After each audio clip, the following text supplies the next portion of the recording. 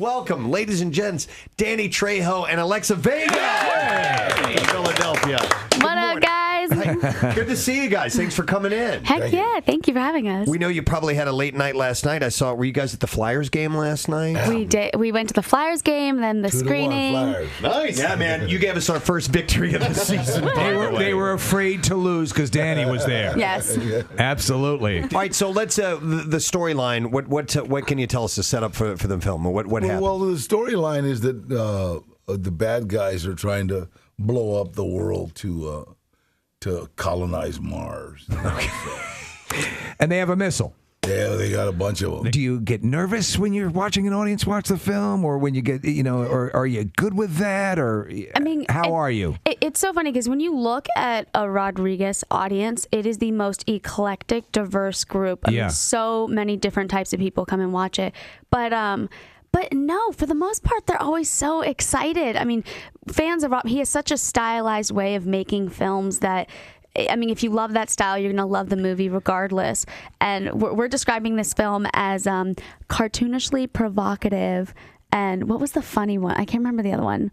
There was like a description of the movie? Yeah, somebody said it the other day. I was like, oh gosh, that's the perfect. Funny or something. It was like, that's the perfect description. When you were answering that last question, Danny was looking at you.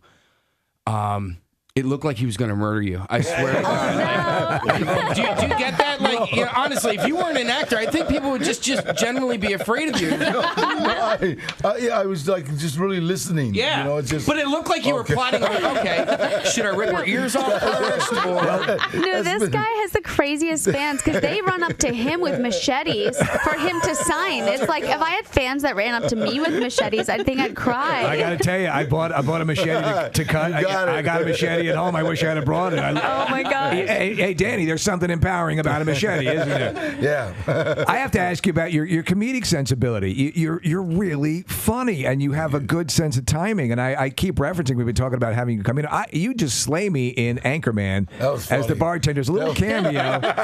It's your reaction and to him, and he's there. Was that a blast? That was a blast. Yeah. I mean, right now I'm doing a sitcom with George Lopez called St. George, and me and that guy just have so much fun. Oh, that's great. He's funny, and I just try to make him laugh. Yeah. It's funny because Danny, when I see you in a movie, I know I'm going to have a good time. You've been a staple of so many, just great pop culture movies, and your life. I'm just encouraged and fascinated by your life. You obviously spent some time in prison. You turn that around.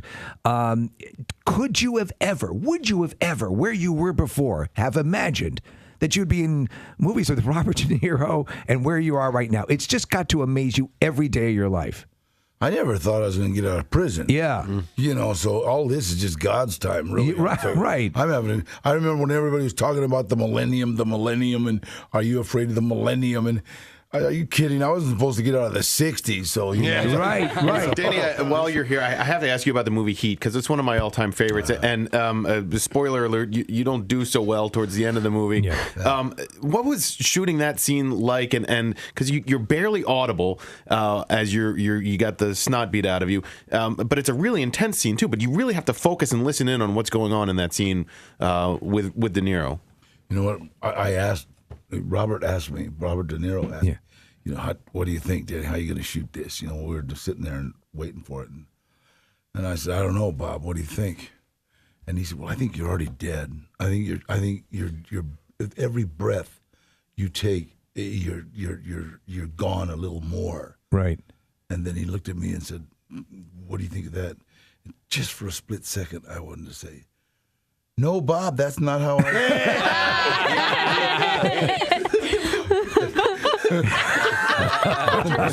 This is Taxi. This is Cape Fear. This is the guy. Right. I said, Bob, we're on the same page. Oh my God. You should have just freaked him out and said, that's adorable that you think that.